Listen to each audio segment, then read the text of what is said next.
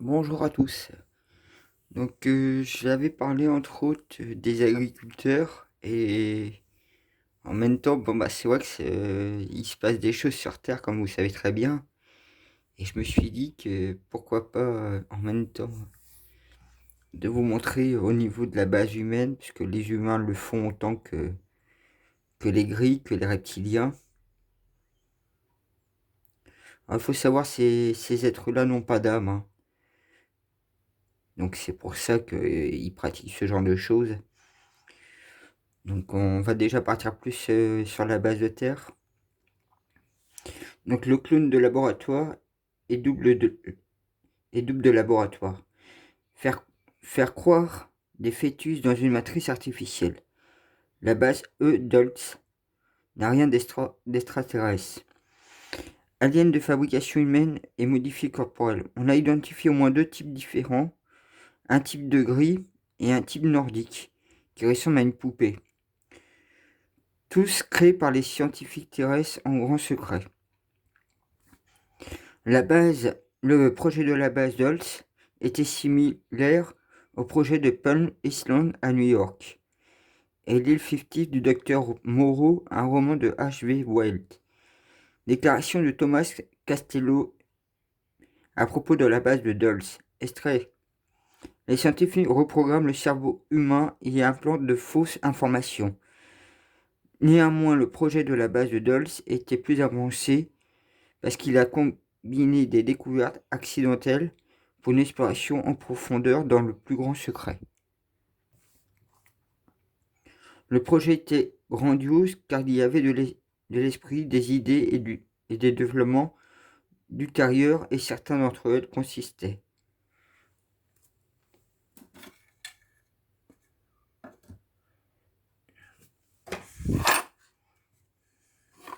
Excusez-moi.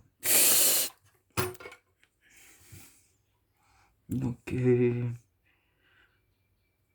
c'est pour me retrouver un peu parce que sinon, à essayer de résoudre le problème de clonage, de créer des espèces d'apparence alienne, de créer des catégories d'espèces humanoïdes, le programme mental, la pulsion antigravitationnelle, etc. Et le projet consistait à préparer le plan direct d'une fausse invasion alien de la Terre. Alors je sais, j'ai été au courant, ça fait des... Ouais, ça fait plus de... Vers 2006, on va dire, 2000... ouais, même un peu avant, peut-être 2007, peut-être 2006, 2005. Dans ces périodes-là, j'étais au courant qu'il y avait des armées humains, militaires qui étaient sous terre et qui ont été fabriqués comme ça, et vous voyez, hein, on parle de 1970. Hein. Donc vous imaginez depuis 1970 à maintenant combien d'hommes ils ont pu concevoir. Hein. Le clonage adulte sont toujours utilisés de nos jours, oui, mais pas de manière aussi répandue que lors de le premier déploiement à la fin des années 1970. Lors d'une telle opération, les gens sont portés disparus ou ciblés dans des meurtres violents reconnus coupables, condamnés et disparaissent après qu'on ait simulé leur mort. Les, les doubles de laboratoire sont générés en utilisant d'injections d'ADN au cours de l'ADN de la personne à copier est obtenu par le prélèvement de sang, de peau, etc. Substitue un processus de préparation pour le transfert dans un autre différent. L'ADN du corps cible est détruit alors que l'ADN étranger est transféré, ce qui outrepasse totalement l'ADN originel du corps et commence à le transformer physiquement en l'espace de quelques heures. L'importance des doubles humains est apparue très tôt lorsque la politique s'est compliquée au sein des élites dirigeantes anciennes familles fortunées. Rothschild, Rockefeller, famille royale britannique, Trust Family, Fondy, société secrète, etc. Alors, je vais essayer de voir, parce que hier, justement, je discutais avec des gens qui avaient aussi la même connaissance et ils m'ont apporté un peu plus de lumière, parce qu'ils savent aussi que le nom Rothschild est un nom qui a été volé, et ce serait suite à l'achat d'une banque qu'il a récupéré ce nom-là. Je crois que c'est Bauer, le vrai nom de la famille des Rothschild. Après la Deuxième Guerre mondiale, la chirurgie esthétique faciale a été pratiquée par habiles et chirurgie et perfectionnée en secret. C'est vrai que ce qui s'est passé pendant la guerre 39-45, on voit, hein, que ce soit pour les Wehrmacht, les expéditions en Arctique, les traités qu'ils ont fait avec les réfugiés du Sud, donc ces étrangers là, reptiliens, reptigris ou ce que vous voulez là. C'est vrai que la guerre 39-45, c'est l'arbre qui cache la forêt, hein. Toutes les expériences qui ont été menées sur des pauvres malheureux, je dirais, parce que bon, il y avait peut-être des juifs, mais il y avait des homos, il y avait des politiciens, il y avait toutes sortes de personnes, hein. Il y avait aussi des gens qui étaient voyants, médiums, etc., qui ont eu le droit aussi, hein. Les soviétiques utilisaient pour créer des doubles de haut rang et des doubles devraient passer des années à imiter les maniérismes, les comportements et les traits de caractéristiques de la personne qui devait finalement remplacer. Aux États-Unis et en Europe, la recherche a été particulièrement compartimentée pour en garantie le secret. Excusez-moi, j'ai du mal, je suis en train de bégayer. L'injection d'ADN, le premier injection d'ADN connu du public pour provoquer une transformation de forme d'aspect a été révélée en France en utilisant des canards selon Gordon Ratadi Taylor, l'auteur du livre La bombe à retardement biologique. La recherche originelle sur la manière de procéder a été classée après que des informations sur les résultats aient été publiées dans des journaux professionnels. Une autre série d'expériences a été entreprise par la même groupe, mais les résultats de la première tentative n'ont pas pu être reproduits et les premiers découvertes publiées et des imputés au hasard. L'Institut de recherche français à Strasbourg a été financé par les Rothschild. La famille Rockefeller a également financé des universités aux États-Unis qui a manipulé l'ADN en faisant des recherches sur les drosophiles ont été entrepris dans les années 30. Donc vous voyez déjà les années 30, ils avaient commencé. La guerre 39-45, vous voyez, hein.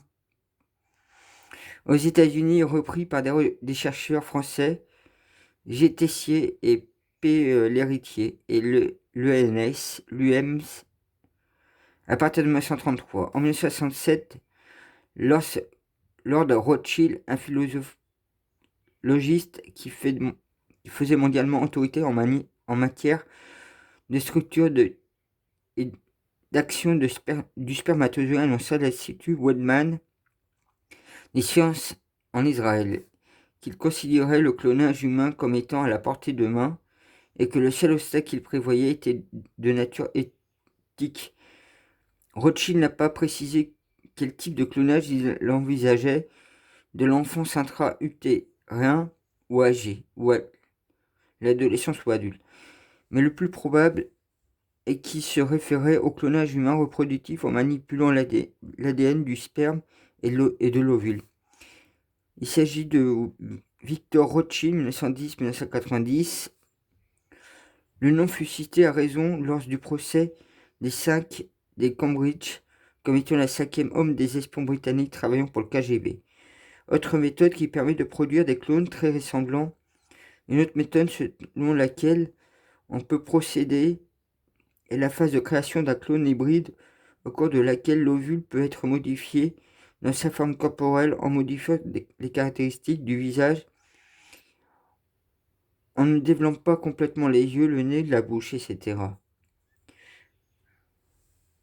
C'est vrai que quand on regarde, hein, il y a beaucoup de dossiers là-dessus, hein, au niveau manipulation génétique.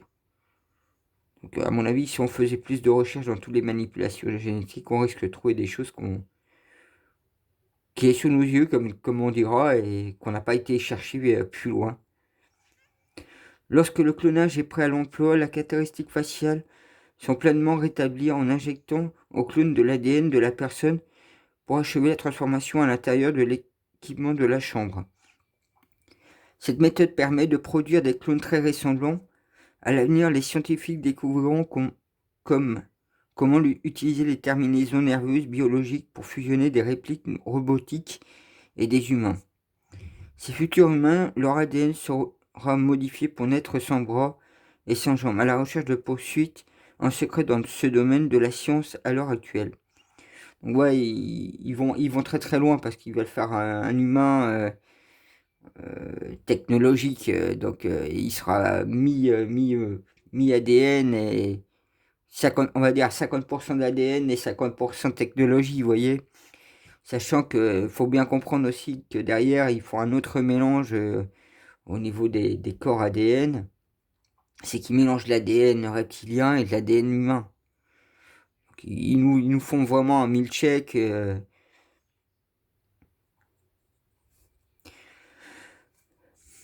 Lorsqu'un clone adulte est prêt à l'emploi, il est sorti de l'état de phase éveillé. Il fera des signes de la main, se lèvera, produira des sons bizarres, etc. Ces comportements sont normaux car le clone ne dispose d'aucune information mémorielle pour se concordonner.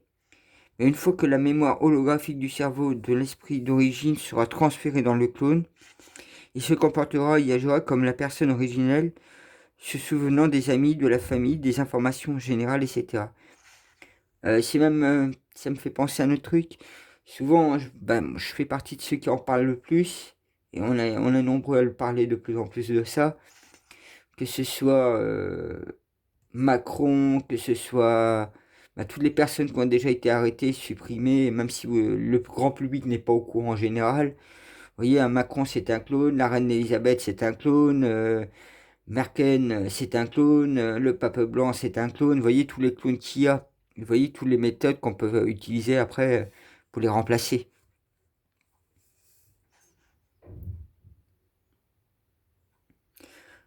Le clone est placé dans une équipe de chambres connectées aux entrées, d'où l'information est transférée en lui. Selon la mission, plusieurs clones de la même personne sont préparés et attendent l'utilisation parce que des clones sont parfois neutralisés, CAD, assassinés ou capturés par des forces adverses lors d'affrontements politiques au sein des gouvernements et des entreprises et des grandes entreprises. Les autres répliques non utilisées sont remises en état de phase jusqu'à ce qu'elles soient prêtes à être déployées avant que ces clones, en attendant, ne soient utilisés. Leur histoire mémorielle est mise à jour. La race Vril intraterrestre, cela traite d'une race souterraine d'êtres évolués, maîtres de l'énergie du Vril, un pouvoir étrange capable aussi bien de guérir que de détruire, qui a l'intention de quitter son existence souterraine pour conquérir le monde. Mais le livre a été considéré par beaucoup comme un récit à peine déguisé d'une sagesse cachée, d'une théorie qui a attiré beaucoup de compagnons étranges, comme l'auteur français Louis Jacquelio, l'explorateur polonais Ferdynand Ozonowski et Adolf Hitler. La race Vril, le peuple de Shambhala, prévoit de remonter à la surface et remettre de l'ordre sur Terre dans un avenir indéterminé. Les États-Unis utilisent-ils des armes nucléaires contre eux? La race Vril a plus de 50 000 ans et est hautement évoluée. Si les États-Unis considèrent cette race comme une agresseur et un ennemi, ce serait une terrible erreur, parce que la mission de la race Vril dans un proche avenir est d'apporter de la paix parmi les peuples de la surface. La race Vril et la race hybride n'ont pas les mêmes maîtres. La similitude entre les deux est qu'ils partagent la même motivation. Beaucoup d'écrivains de scientifiques du passé aujourd'hui deviennent des prophètes à l'avenir. À l'aube du 6e jour, donc ça c'est les films, hein. Le film à l'aube du 6e jour traite du clonage humain effectué en secret par une société dissimulant ses activités derrière le clonage des animaux de compagnie. Donc il date du 6 2000. Meurt un autre jour. Donc celui-là il date de 2002. Le film de Jacques Bond, Meurt un autre jour, aborde partiellement le sujet du changement d'identité en utilisant des méthodes d'injection d'ADN fait en secret sur une île au large de Cuba. il y avait le film La Mouche en 1986. Le sujet du film est un scientifique qui voit son ADN remplacé par des gènes de mouche provoquant ainsi une transformation du corps. Et vous voyez, quand je vous parle d'ADN reptilien, vous voyez, là ils ont utilisé la mouche, mais il y a un sacré petit jeu là-dedans encore, hein, comme je dirais. The Island, il date de 2005, celui-là c'est le dernier. Island raconte l'histoire de clones humains qui grandissent à une vitesse supérieure à celle des humains normaux et qui sont retenus captifs sur une île holographique jusqu'à ce que le corps hôte ou des parties du corps doivent être remplacées, après quoi ils sont déballés et déployés. Ce film-là, vous voyez, il y a deux versions, une de 1956 et 78, l'invasion des profanateurs de sépultures. Donc je connais pas trop cela. C'est vrai que j'entends souvent parler le soleil vert.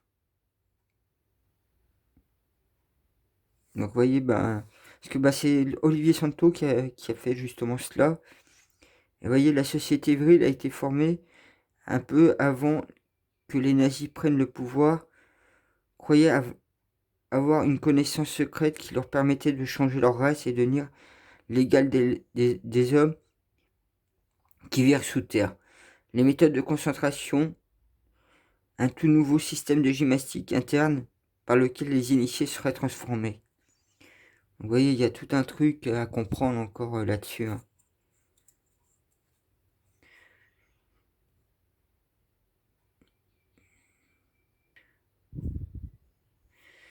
Donc, après le clonage et les hybrides, là, vous voyez, il y a ce document-là qui vient des messages de la nature de EK.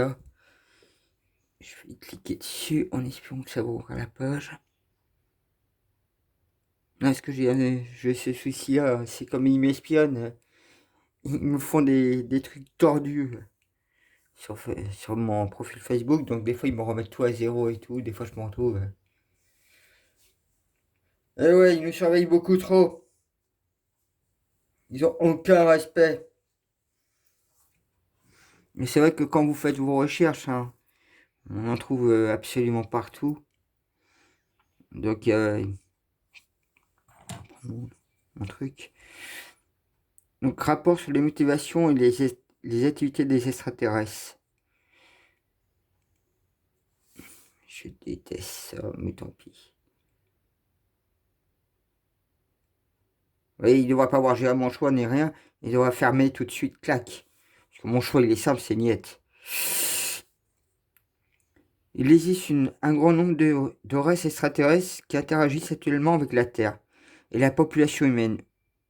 Dans un interview accordé en 1998, Chief of Stone, un sergent de l'armée américaine à la retraite, qui a servi dans l'armée américaine pendant 22 ans.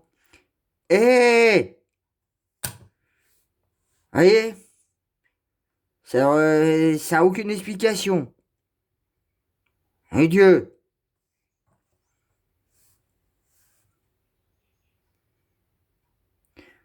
Bon. Je crois qu'ils sont encore très chatouilleux, ceux-là. Alors qu'ils ont peut-être rentré chez eux parce que ce qu'ils font, c'est la honte pour eux. Hein. Un sergent de l'armée américaine à la retraite qui avait servi dans l'armée américaine pendant 22 ans et a participé à des opérations secrètes visant à... On va rester calme. Ah oui, je peine pas galère pour faire mes vidéos, non. Madoué.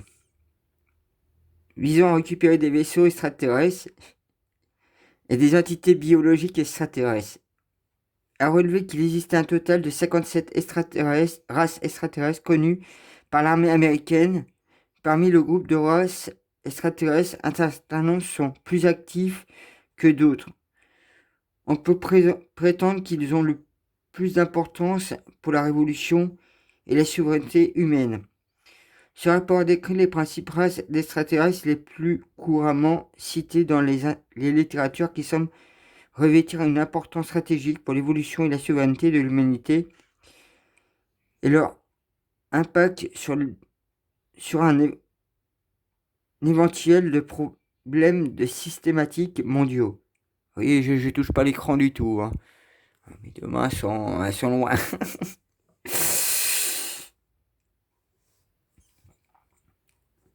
Le rapport établit une distinction entre ces races extraterrestres sur la base de leur appartenance à l'une ou à l'autre des groupes distincts. Le premier groupe comprend des races extraterrestres avec lesquelles le gouvernement fantôme, responsable des affaires... Et puis j'ai un peu de mal à lire. Je me suis perdu. Excusez-moi. Responsable des affaires extraterrestres. Je vais prendre une deuxième épingle. Hop, comme ça, j'aimerais mieux des deux côtés. Alors, là, quand c'est écrit petit, c'est pas évident.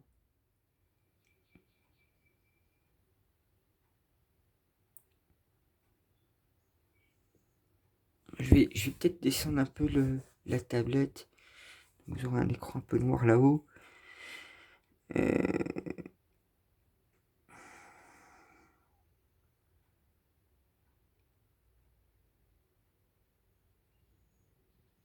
J'arrive même plus à retrouver ma... Ah oui, ici, mais il me faisait pas l'histoire de con aussi, là. Le Ascension, d'accord, implique entre les extraterrestres et le groupe fantôme aux États-Unis et ailleurs suggère l'existence d'un complexe d'intérêts militaires industriels extraterrestres. Il existe également un deuxième groupe de races extraterrestres qui ne font pas partie de ce réseau d'accords clandestins entre des races extraterrestres et des groupes fantômes. Agence de sécurité nationale, la plupart des contactés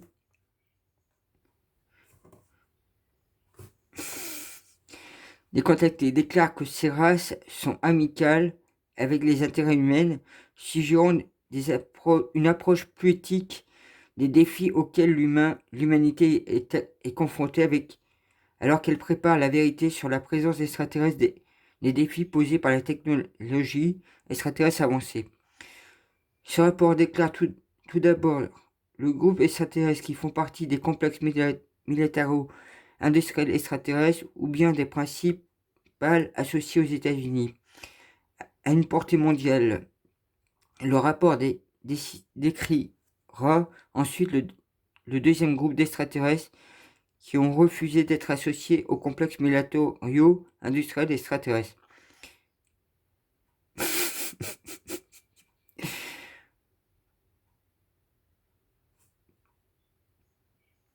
Cependant, les motivations et les activités des extraterrestres les plus importantes aidera beaucoup à répondre aux questions sur les politiques appropriées à adopter et aidera également les particuliers à faire face à de manière adéquate au dilemme selon lequel les races extraterrestres contribuent aux problèmes mondiaux auxquels l'humanité est confrontée et aux races avec lesquelles il est possible de travailler pour l'évolution et l'émancipation de l'humanité.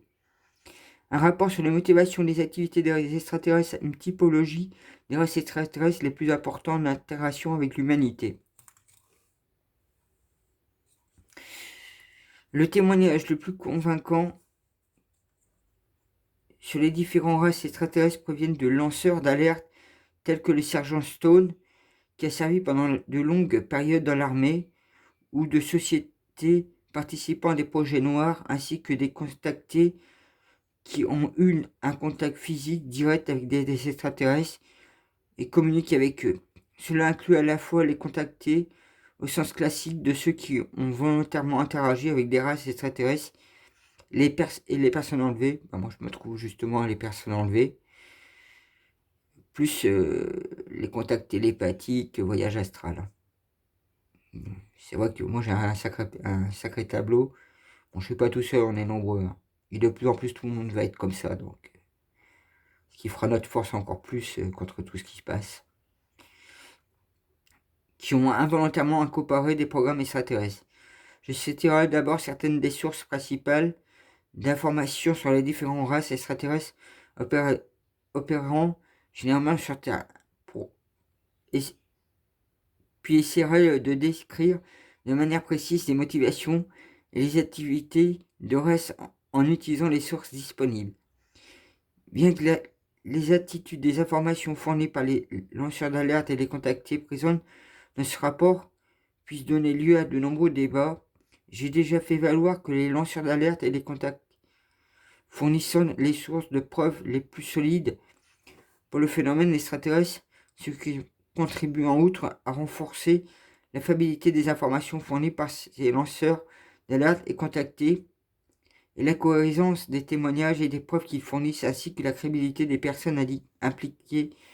Par conséquent, le président en rapport se concentrera principalement sur les témoignages d'un nombre récent de dénonciateurs et de contactés, dont la consistance, la cohérence et la crédibilité suggèrent qu'ils fournissent des informations fiables sur les motivations, les activités et des différentes races extraterrestres.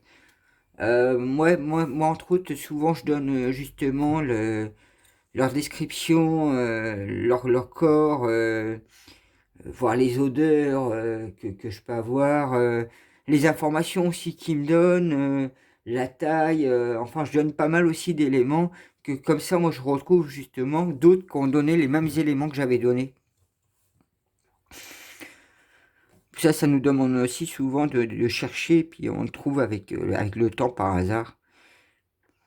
Donc le sergent Bob Dren, donc il faut voir l'article en question, donc Bob Dren c'est lui, a eu une carrière militaire de 27 ans et a travaillé pendant son service dans le renseignement militaire au quartier général des puissances alliées en Europe. À partir de 1963, le grand quartier général des puissances alliées en Europe, anglais suprême, je vais pas réussir à le prononcer ce mot-là, Headquarters, je crois que c'est ça, Alien Power, Europe, et ou en acronyme CHASP. Le mot anglais CHASP signifie forme ou modeler. Et le quartier général du commandement allié Opération ACO et l'OTAN sont des dossiers de service distincts, lui confère une grande crédibilité lorsqu'il présente avoir été témoin d'informations classifiées au cours de son service militaire ou au cours de sa mission de CHAPS.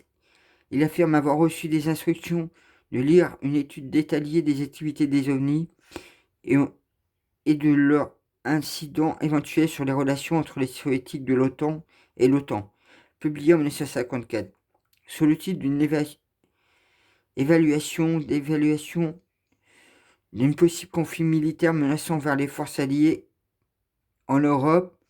Dans un interview, Dams y a décrit 4 races extraterrestres décrites dans l'évaluation des systèmes comme suit. Le groupe à l'époque, il n'y avait que 4 qui connaissaient avec certitude, et les gris étaient l'un de ces groupes. Il y avait un groupe qui nous ressemble exactement. Alors moi, j'ai jamais rencontré ces gris-là. Tant mieux, je dirais. Je vais pas dire qu'ils n'existent pas, mais je les ai pas rencontrés, donc.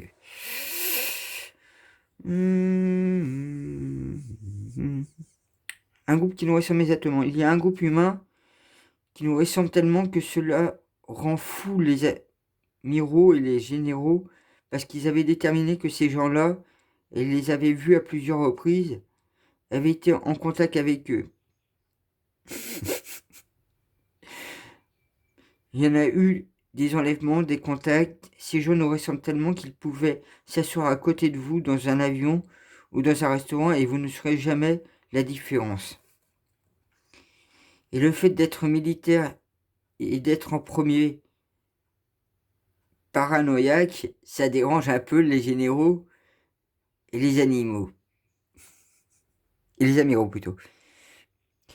Que le fait que ces entités intelligentes puissent être impliquées avec nous apparente les couloirs de Chaps, empruntent les couloirs du Pentagone. Mon Dieu, il est même devenu évident que Certains d'entre eux pourraient même être à la Maison Blanche. Bien sûr, comme je l'ai dit, le fait d'être paranoïaque au cours des années a vraiment bouleversé un peu les choses. C'est vrai que quand tu vois qu'il y a des vrais humains qui résonnent et tout, tu dis, oh, il y en a où? Il y a de quoi, c'est vrai. Donc là, il donne à peu près les tailles. Donc déjà, ça peut donner un suspicion, vous voyez, au niveau des tailles. Dès quelqu'un qui fait 1,82 m, vous voyez. Hein. De deux groupes, il y avait un très grand groupe, je dis bien, il mesure 1,82 m à 2,44 m. Et peut-être parfois 2,74 m de haut. Et du Hanki fait 2,80 m. Donc, de haut, ils étaient humanoïdes, mais ils étaient très pâles, très blancs, n'avaient pas de poids sur le corps. Et puis il y avait un autre groupe qui avait une sorte de qualité reptilienne. Nous avions rencontré des militaires et des policiers du monde entier. Les ont rencontrés. Ils avaient des pupilles verticales dans les yeux et leur peau semblait avoir une qualité très semblable à celle que l'on trouve sur le ventre d'un lézard.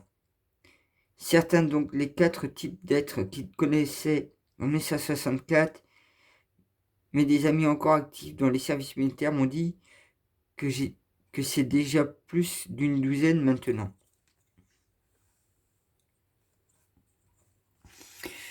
Donc Dr. Wolf, Michael Wolf.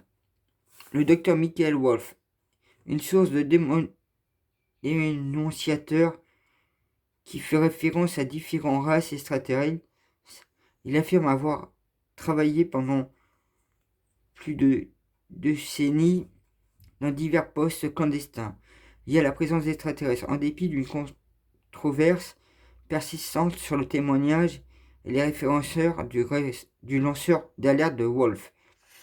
Un certain nombre d'enquêteurs sur les ovnis qui l'ont personnellement interviewé l'ont trouvé constant, cohérent et crédible dans un interview.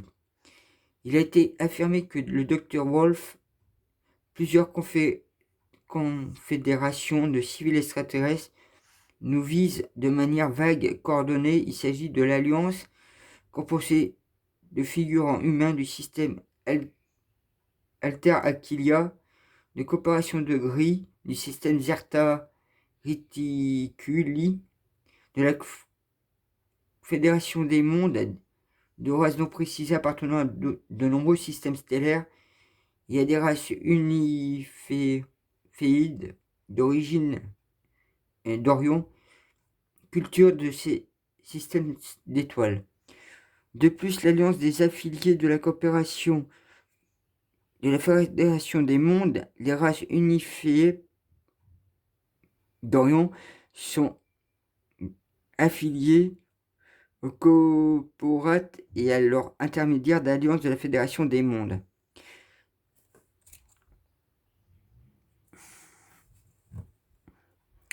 Selon le Dr. Wolf, plusieurs confédérations... non, j'ai pris cette... tandis que le Dr. Wolf affirme que la plupart des races extraterrestres étaient amicales, il précise qu'un petit nombre d'entre elles étaient hostiles et se comportaient comme des renégats interplanétaires, Alex Collier et un contacté individuel qui prétendent avoir rencontré physiquement des extraterrestres passés du temps à bord de navires extraterrestres. Collier a été interviewé par le journaliste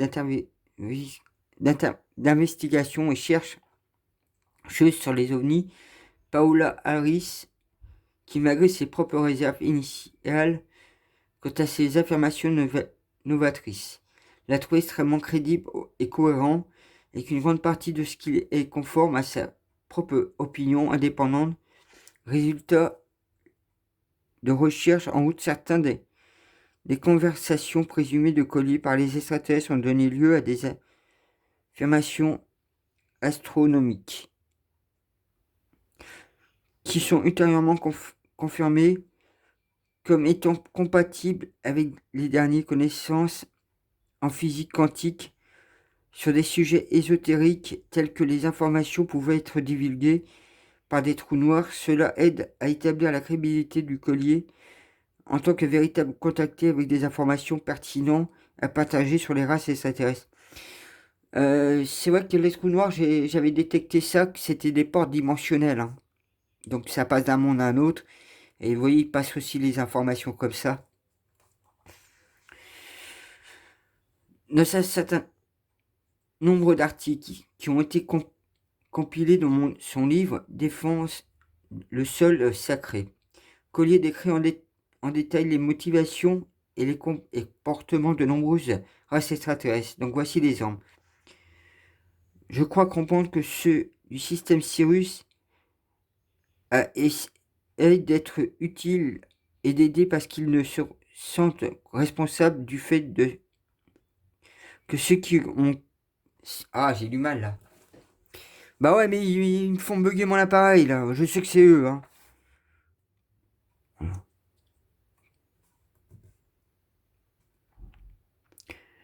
Je comprends que ceux du système Sirius A essayent d'être utiles et d'aider parce qu'ils se sentent responsables du fait que ceux qui ont colonisé le système Sirius B étaient originaires de Sirius A. Ceux de Sirius B sont venus ici et nous ont vraiment embrouillé l'esprit. Et ce sont eux qui ont à l'origine doté notre gouvernement la technologie Mungtuk, contrôle de la pensée. Ils ont la même croyance et les mêmes schémas cérébraux que ceux d'Orion. Ceux de Tolseti ont également très impliqué. Personne ne sait exactement ce que les Pléiadiens vont faire, mais je vais partager cela avec vous.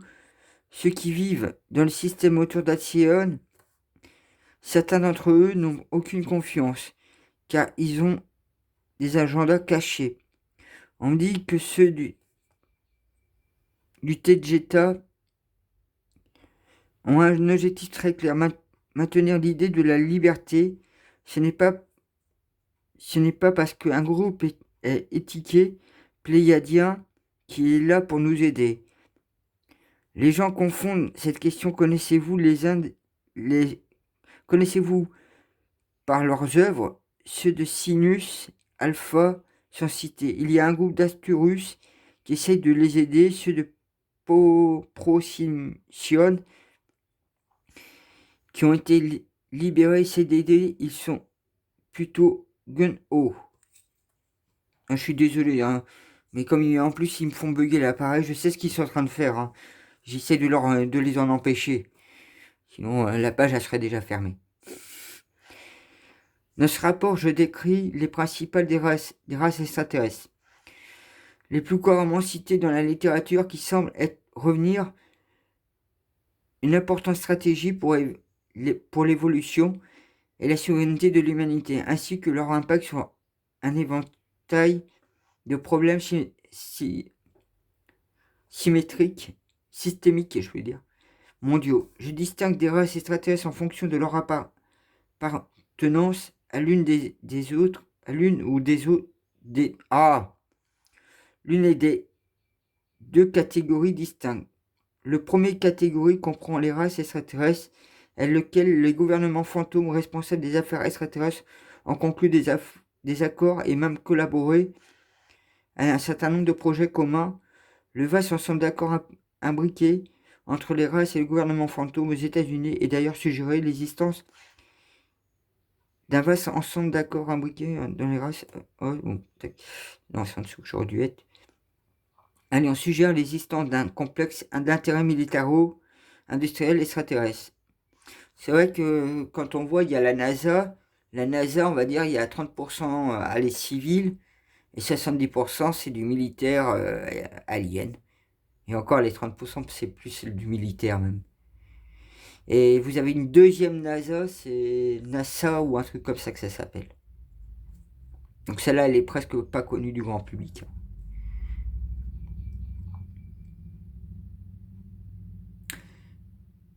La plupart des informations relatives à la présence d'extraterrestres dominent les institutions gouvernementales de la planète, les intérêts financiers, les médias, et est responsable des problèmes systémiques mondiaux.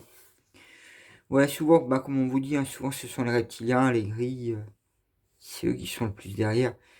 Vous voyez, pour tout comprendre, saisir, ça demande beaucoup. Alors quand vous voyez, on fabrique des clones sur la Terre, il y en a qui se reproduisent comme ça, donc on les appelle les agriculteurs souvent. Des fois, on les appelle les moissonneurs aussi. Il existe également une deuxième groupe de races extraterrestres qui ne fait pas partie de ce réseau d'accords clandestins entre des races extraterrestres et des gouvernements fantômes.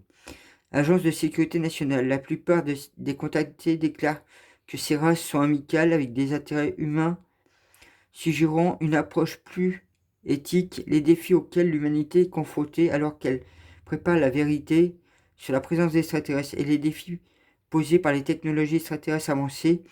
C'est le dernier groupe qui pourrait s'avérer être la clé pour résoudre les problèmes systémiques mondiaux causés par le premier groupe et le groupe fantôme. Donc c'est le reptilien, le premier groupe. Dans le rapport, je décris tout d'abord le groupe d'extraterrestres qui font partie d'un complexe militario industriel d'extraterrestres qui vient prendre des principes pleinement associés aux États-Unis à une portée mondiale. Je décris ensuite le deuxième groupe extraterrestre qui ont refusé d'être associés au complexe militaro industriel extraterrestre. Cette distinction entre les deux groupes extraterrestres contribue à mettre en évidence les dimensions éthiques, juridiques et politiques complexes, permettant de comprendre comment différentes races extraterrestres choisissent de coopérer ou non avec les complexes militario industriels extraterrestres. Par exemple, une race d'extraterrestres est-elle non amie si elle choisit le fait de faire partie d'un complexe?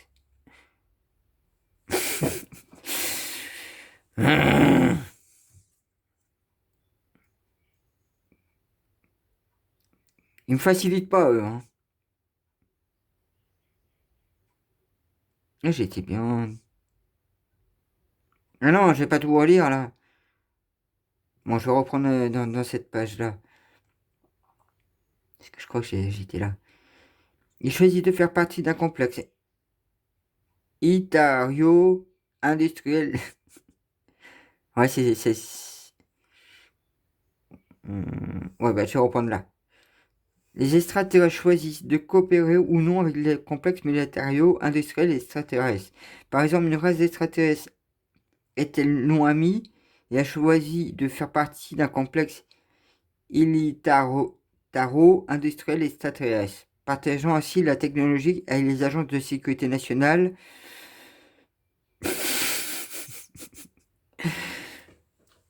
Ça les amuse, heureusement que j'ai mes épingles.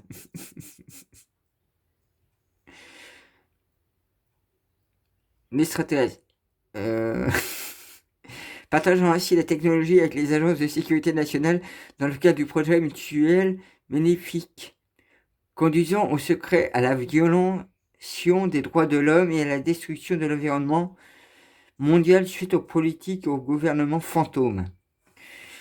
De même, une race extraterrestre est-elle amicale lorsqu'elle refuse d'être cooptée dans le complexe militario industriel extraterrestre, choisit ainsi de jouer un rôle principal d'observateur. Ils ont largement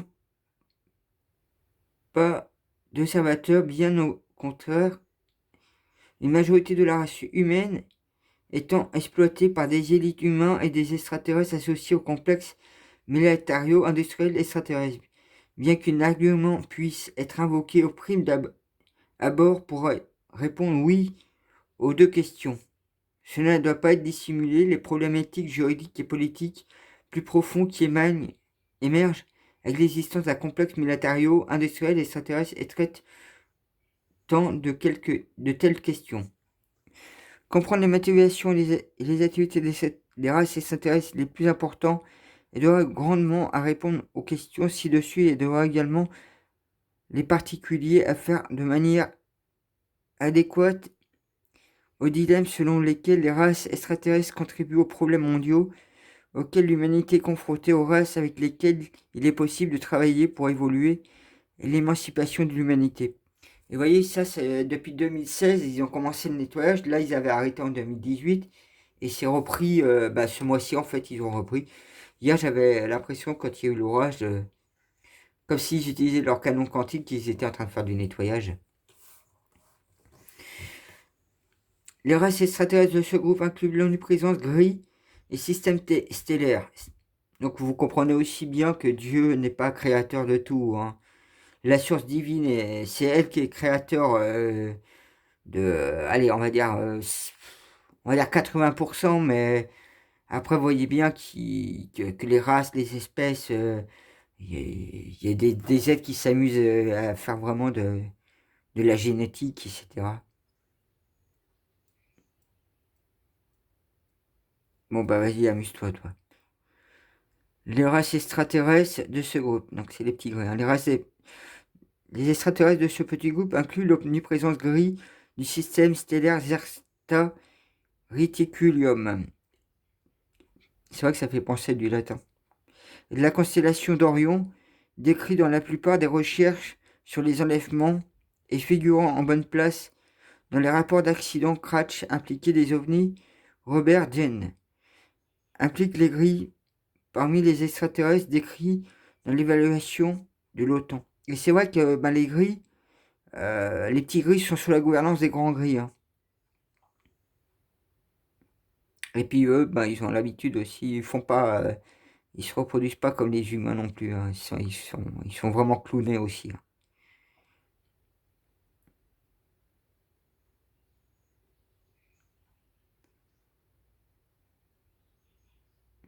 Donc Robert Den inclut les gris parmi les extraterrestres décrits dans l'évaluation de l'OTAN. Le colonel Philippe Corso, voir à l'article, donc ça doit être l'article au-dessus, qui a servi dans l'administration d'Eisenhower, puis la tête du Foreign Technology d'Esten, bureau des technologies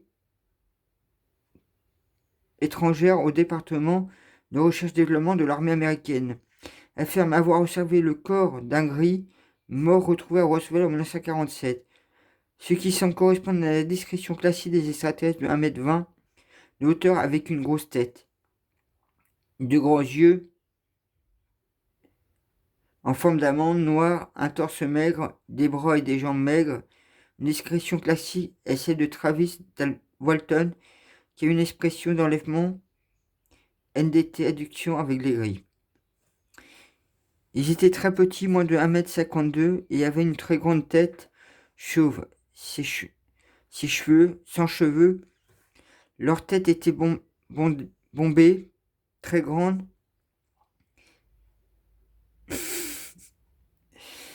Ils m'ont encore perdu.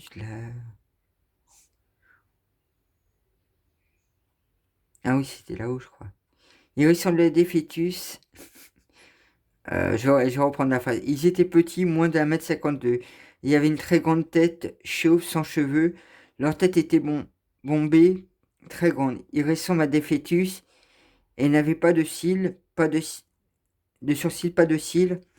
Ils avaient de très grands yeux, des yeux énormes, presque tous bruns, sans trop de blanc. La chose la plus effrayante à leur sujet était ses yeux. Oh mec, ses yeux, ils ont juste regardé à travers moi. D'éminents chercheurs sur les enlèvements abducs liés aux ovnis tels que Dr David Jacob, Burks Owens et la regrettée Dr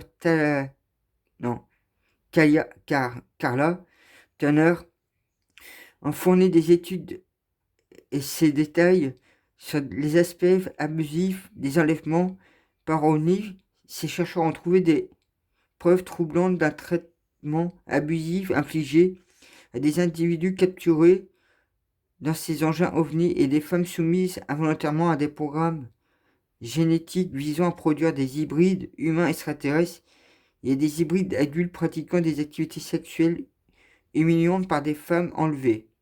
De nombreux chercheurs s'accordent à dire que les grilles sont profondément impliquées dans le développement d'une race hybride humain-gris qui sera un véhicule approprié pour les prochaines étapes de l'évolution humaine. Des chercheurs tels que Jacob estiment qu'il s'agit du motif d'inquiétude et une menace directe pour la souveraineté humaine. Et oui, parce que n'y a aucun consentement, donc voilà. Ils le font illégalement. Selon Col Corso, les grilles étaient impliquées dans les accords avec l'administration du président Eisenhower. C'est vrai que le président Eisenhower et sa petite fille sont pas, sa petite fille donne beaucoup d'informations, mais il était très très impliqué. Vous regardez tout ce qui s'est passé, tout ce qui a été déclassifié au niveau du président Eisenhower, je pense que vous découvrirez des trucs surprenants. Hein. Que le responsable militaire considère comme une forme de réduction négociée au terme duquel ils obtenaient l'autorisation d'enlever des civils et d'élargir leur programme biologique. Jim Stone était établi une distinction entre les bons et les mauvais extraterrestres. Il fait référence aux grilles comme faisant partie des méchants, commettant des enlèvements flagrants et que le gouvernement des États-Unis ne sait pas exactement comment divulguer au grand public. C'est vrai que quand on regarde, bon, les militaires, ils ont peut-être autorisé et tout, mais bon, est-ce que c'est par rapport aux menaces que ça pesait? Donc, il y a beaucoup de choses qu'on peut se poser de la question, pourquoi ils ont cédé à ces grilles-là. Si c'est pour avoir de la technologie ou si c'est par menace. Les bons ET sont bien. J'aime les qualités de nomades. Ce dont vous parlez, la non-intervention avec d'autres formes de vie intelligente est une loi universelle. Les nomades se réfèrent à cela. Les grilles violaient la loi universelle, vous voyez, hein, c'est ce que je parlais. Hein. Ils violent la loi universelle. Je pense que les bons cherchent à entrer en contact avec les membres de notre gouvernement. Mais je pense que ce qui se passe actuellement, c'est que le gouvernement américain a appris en 1983, ou à peu près qu'il ne traitait pas avec les bons, mais vraiment je ne sais pas quoi faire à ce sujet. C'est vrai que maintenant comme Trump, Poutine, ou sont des personnes bons, automatiquement les bons maintenant remplacent toute cette raclure. Donc le gouvernement de Londres, ils ont déjà perdu leurs ailes, ils sont en train de perdre la tête, ils vont finir bien proprement là où leur destin les a poussés au vice. Et comme en plus c'est pas vraiment des humains, c'est des hybrides humains reptiliens, donc que de la joie et du bonheur qui dégagent. Et enfin la paix et le renouveau. Les grilles sont très actifs dans les enlèvements et inductions humaines, les expériences génétiques, la surveillance des êtres humains au moyen d'un plan, le contrôle, le programme de l'esprit, le clonage et la création d'êtres humains hybrides. Celle-ci contribue à des problèmes globaux systémiques tels que des êtres humains traumatisés par des expériences abductes, les êtres humains génétiques modifiés, les implants de surveillance des êtres humains et des populations excessives passives en raison d'un contrôle programme mental hypnose. Donc vous voyez, hein, je vous avais parlé justement dans le premier document que j'ai mis, justement toute cette manipulation d'hybrides, etc. Et vous voyez, eux le font autant les grilles. Donc il faut bien comprendre qu'il y a beaucoup d'espèces dans l'univers qui sont que des hybrides, des copier-coller des premiers êtres originels. Hein. Donc, ils ont aucune âme, ils ont rien du tout en plus. Donc là c'est les gris blancs, donc c'est les grands gris. Hein. La deuxième race importante dans ce groupe d'extraterrestres est le grand gris, décrit par Robert comme un groupe très grand. Je dis grand, ils avaient un 82 à 2,42 m. Donc les autres, vous voyez, ils font à peu près 1,20 m, 1,50 m. Et ceux-là, on voit la différence. Peut-être parfois 2,74 de haut. Ils étaient humanoïdes, mais ils étaient très pâles, très blancs et n'avaient aucun poil sur le corps. Il est décrit que Grand Gris Tide Grey est issu de la constellation d'Orion et selon le docteur Arthur Holmes, il joue un rôle de supervision par rapport au gris. Donc vous voyez, même Orion, je me dis, mais je sais qu'Orion a été nettoyé. Si Duranty est arrivé d'Orion, que Orion a déjà été nettoyé, que tous les vaisseaux sont arrivés chez nous. Donc vous voyez, pour connaître le fond de la vérité de tout ça, je pense qu'il va falloir déjà que